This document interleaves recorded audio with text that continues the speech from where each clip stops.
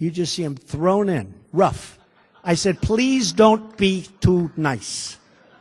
Like when you guys put somebody in the car and you're protecting their head, you know, the way you put their hand over. Like, don't hit their head, and they've just killed somebody, don't hit their head. I said, you can take the hand away, okay? Now, if you had one really violent day, like a guy like Mike Kelly, put him in charge. He's a great congressman. Would you say, Mike, that if you were in charge, you would say, oh, please, don't touch them, don't touch them, let them rob your store. All these stores go out of business, right? They don't pay rent, the city doesn't have money. It's a chain of events that's so bad. One rough hour, and I mean real rough, the word will get out, and it will end immediately. End immediately.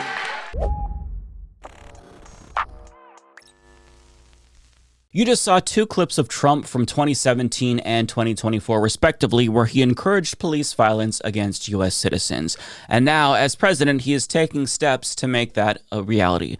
And for the record, when he says that he only wants murderers to be treated that way, he's trying to conjure images of the worst being treated this way, so that way you feel better about police brutality. In the same way that he says that he's only deporting criminals, well, as we've seen, this administration declares anyone criminals without evidence, which is why due process is so important. So don't believe him when he says things like that. People who want to abuse power, they will use examples of the worst to try to legitimize their actions, when in actuality it's a lie, and still not something that is permitted by the U.S. Constitution. Now, aside from his sadistic affinity for violence, why would he want something like this?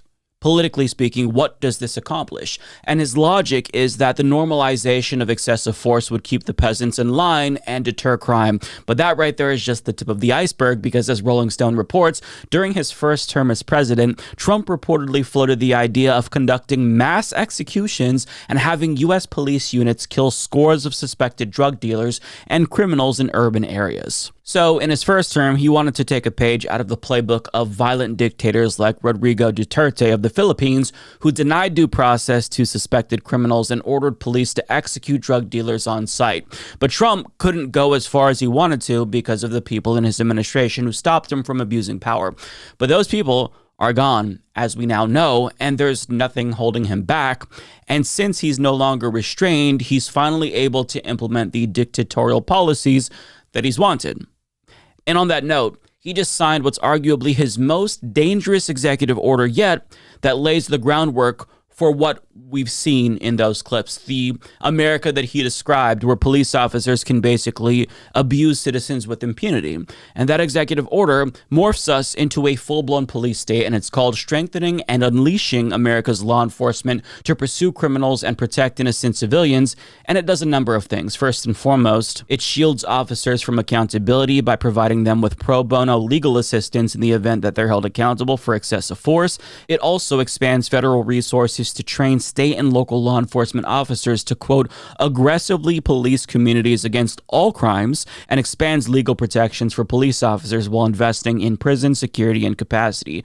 It also directs the Attorney General, Pam Bondi, to go after officials at the state and local level who try to restrain police or who engage in local initiatives that promote diversity, equity, and inclusion.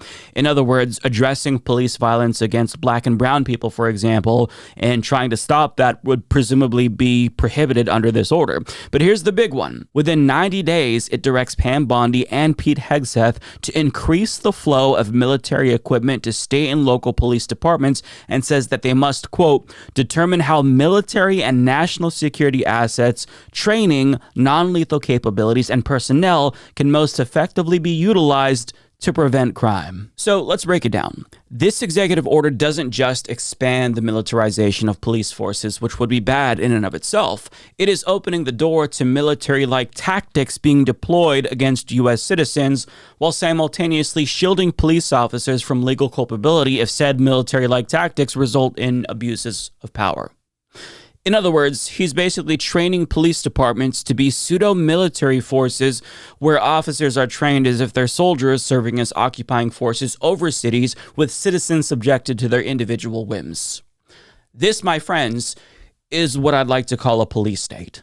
In fact, that's not just what I'd like to call it. This is what a police state is. It's a sort of soft martial law that gives police officers blank checks to abuse power and incentivizes it in some ways. But this is just one of multiple things that he's doing to turn us into a police state. Because in a guest essay for the New York Times, M. Gesson, an author of numerous books about totalitarianism, explains that a police state also utilizes things such as kidnappings in unmarked vehicles. This happened in Chile under Pinochet, and it also happened in Argentina during their stint as a military dictatorship. And it's happening now in the United States to people like Mahmoud Khalil, Rumeysa Ozturk, and Mohsen Madawi. It's also the mass transport of people, i.e. human trafficking, accompanied with propaganda of them having their heads shaved and marching in formation. It's the growing irrelevance of the law and the helplessness of judges and lawyers. It's the intimidation and looming threat of arrest by police forces in plain clothes like ICE, who blend in with the population and stalk workplaces or linger outside classes that people are taking for English as a second language. It's the lists as well as apps like ICE Raid that reward citizens for hunting down supposed criminal activity by undocumented people. And on that note, Gesson gives us a chilling example, writing, "Last Friday, mere minutes after Colombia announced the name of its new interim president, Claire Shipman, an entity that calls itself Documenting Jew Hatred on Campus, addressed Shipman on X, quote, 'We have identified faculty members who the group believes should be purged. The self-appointed enforcers are vigilant.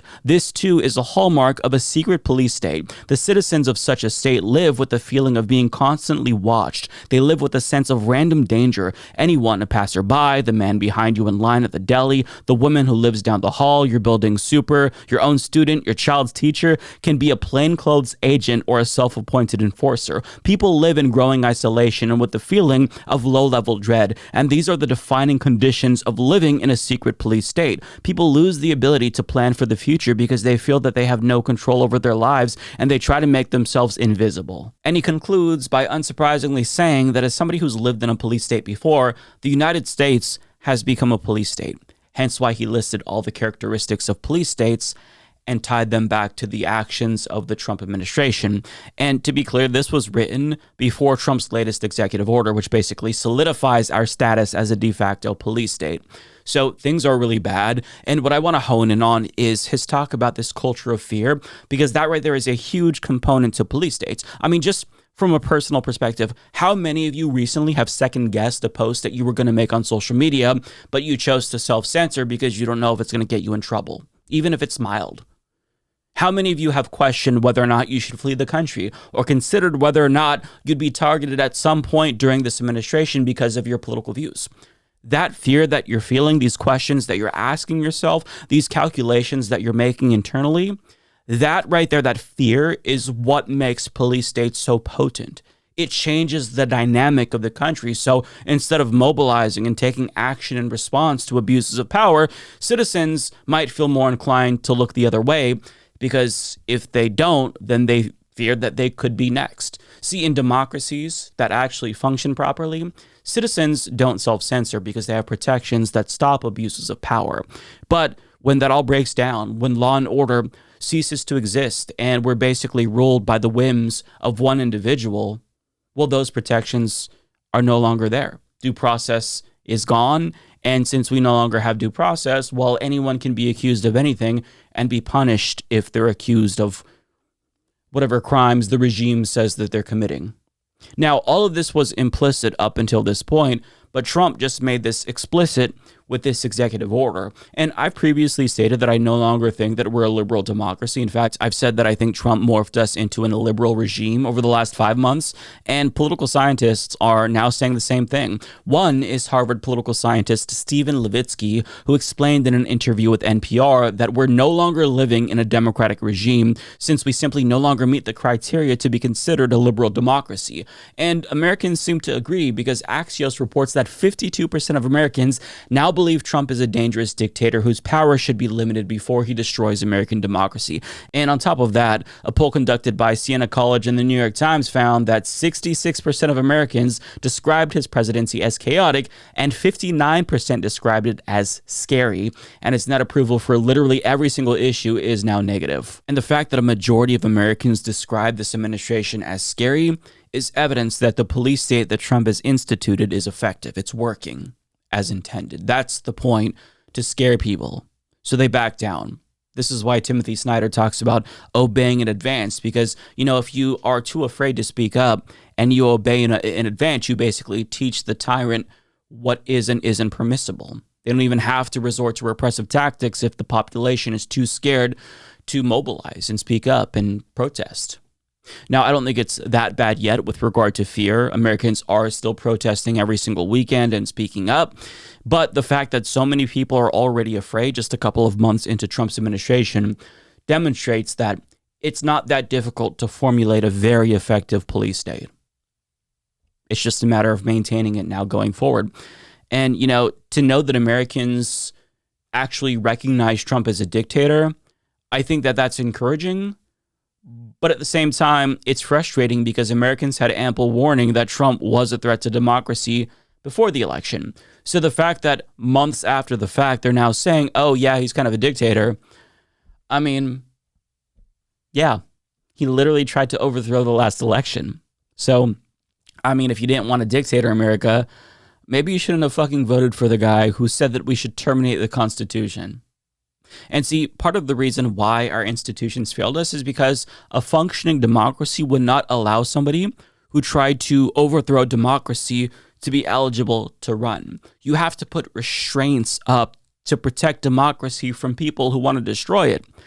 This is a basic thing that democracies have to do to maintain their status as democracies.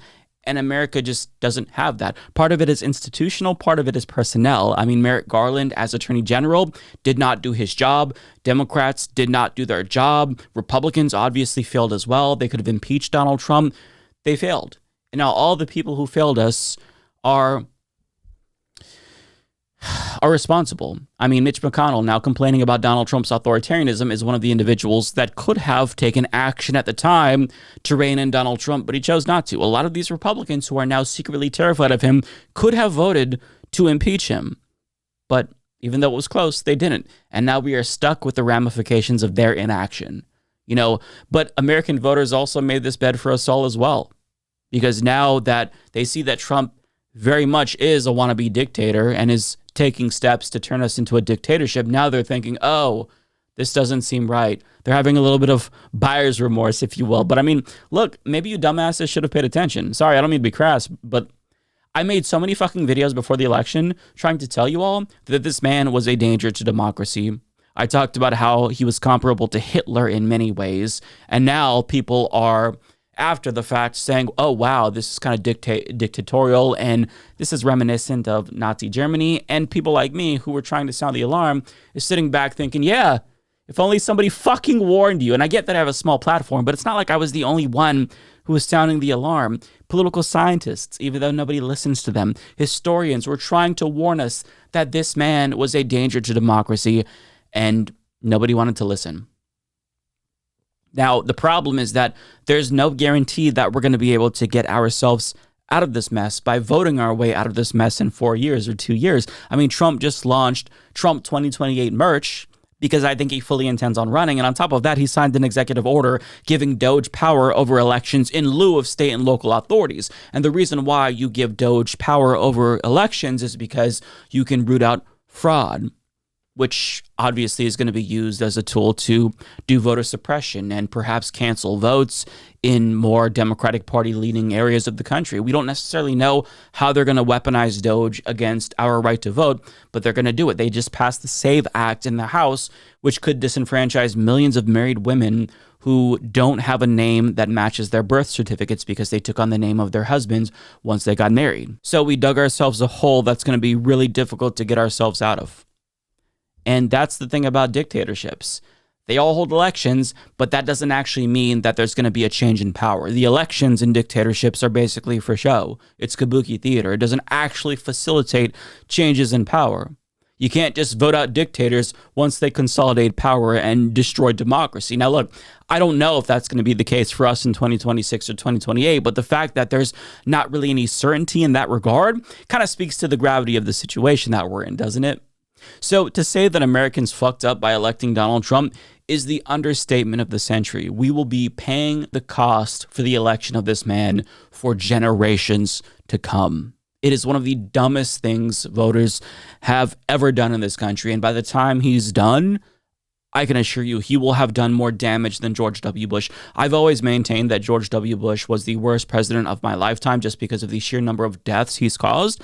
But by the time it's all said and done, Trump will have caused more death and destruction. And on top of that, he's killing our democracy faster than any other former president. And if you're one of the people who voted for this tyrant, that's a shame that you're going to have to live with for the rest of your life, whether you realize it or not. History is not going to look kindly on this era in American politics, and anyone who is a part of it, who elevated this man, they will be living with that forever. They might not realize it. They might live in ignorant bliss, but we are going to be judged very, very harshly for letting this happen.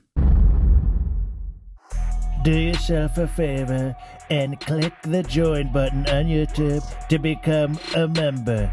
Because Mike's doing a great job getting to watch his videos before everyone else is tremendous. Many people are saying this. Join today, folks. You won't regret it.